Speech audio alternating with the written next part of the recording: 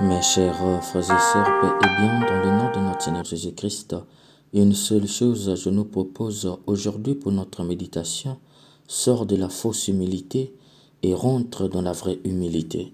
Dans l'évangile, Saint Luc nous dit, un jour de sabbat, Jésus était entré dans la maison d'un chef de pharisiens pour y prendre son repas et ces derniers l'observaient. Mes chers frères et sœurs, ce fragment est déterminant pour comprendre la suite de l'Évangile. Saint Luc nous avertit sur un détail insignifiant mais très révélateur, voire déterminant. Ce détail, c'est le sabbat. Saint Luc nous dit, un jour de sabbat, Jésus était entré dans la maison d'un chef des pharisiens pour y prendre son repas. Le thème central de cet évangile est le sabbat. Tout doit tourner autour de ce mot, le sabbat. Nous pouvons avoir en filigrane toutes les accusations des pharisiens contre Jésus sur le non-respect du jour du sabbat.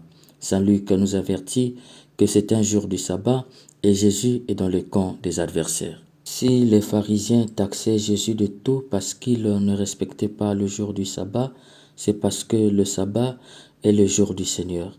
Du coup, un repas en ces jours de sabbat prend la connotation d'une célébration de repas entre Dieu et son peuple. En d'autres termes, le repas du sabbat a un caractère pleinement religieux et festif.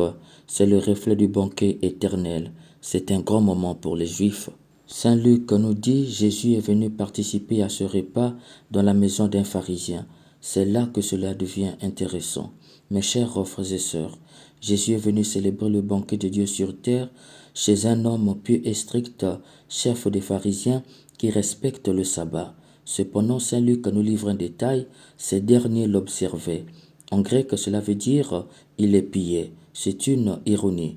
Un jour consacré où on célèbre le banquet de Dieu sur terre, les pharisiens, au lieu d'observer le sabbat, se mettent à épier Jésus. Ceux qui taxent Jésus de non-respect du sabbat parce qu'il guérit les malades, c'est eux qui épient Jésus. De facto, ils tombent dans le non-respect du sabbat, car respecter le sabbat, ce n'est pas seulement ne rien faire ce jour-là en lien avec les travaux physiques. Respecter le sabbat consiste aussi à ne pas penser le mal, ne pas tomber dans les soupçons et la calomnie, ne pas pécher. Ainsi donc, les défenseurs du jour de sabbat sont eux-mêmes les saboteurs du jour de sabbat. Pire, ils ne font rien de physique, mais ils pêchent en pensée, en parole et en acte, puisqu'ils visent les premières places. Mais pourquoi ils sont tombés dans leur propre piège? La réponse est dans la suite de l'évangile. Saint Luc poursuit, Jésus dit une parabole aux invités lorsqu'il remarqua comment ils choisissaient les premières places et il leur dit, quand quelqu'un t'invite à des noces, ne va pas t'installer à la première place de peur qu'il ait invité un autre plus considéré que toi.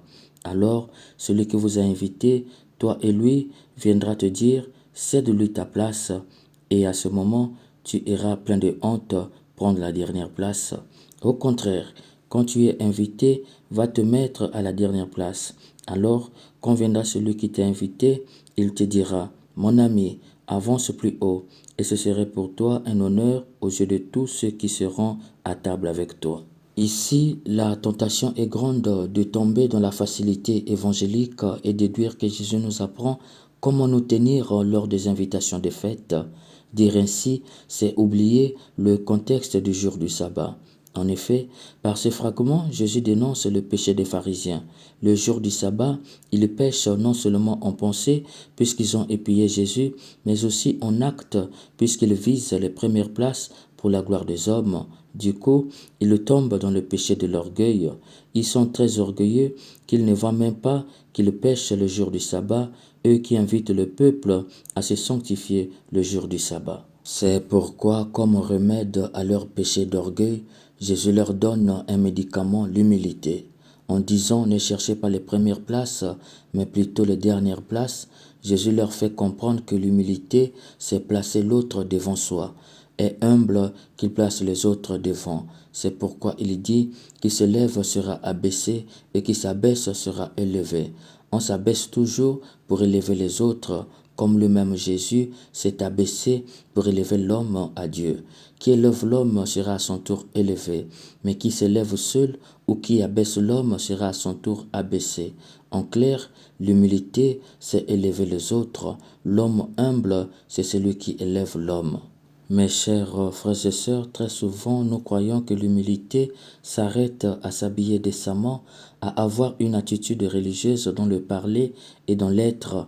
Est humble chez nous qui a de l'argent mais prend le transport en commun.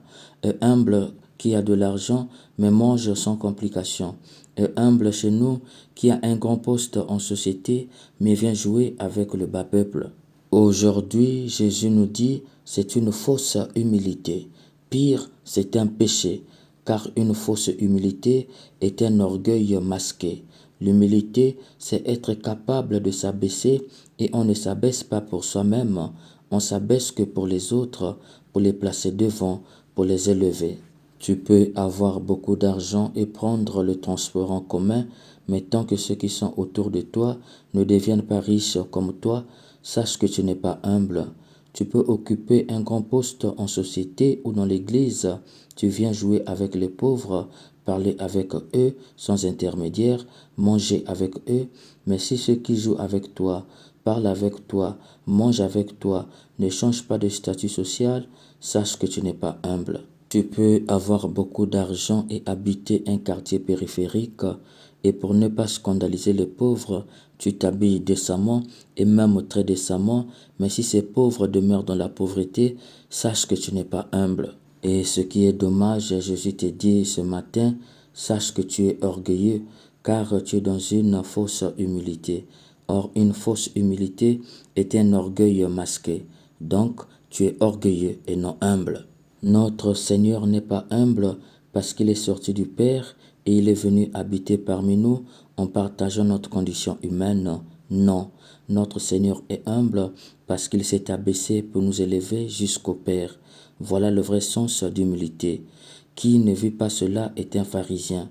Si de toute ton existence, tu ne peux dire « un tel est devenu ce qu'il est aujourd'hui grâce à moi », sache que de toute ton existence, tu n'as jamais été humble. Car est humble celui ou celle qui travaille pour l'élévation de l'homme sur terre et dans le ciel. Tu joues à l'humilité dans le paraître comme un pharisien, mais c'est toi qui calomnies et puis accuses injustement les autres et les fais descendre en enfer.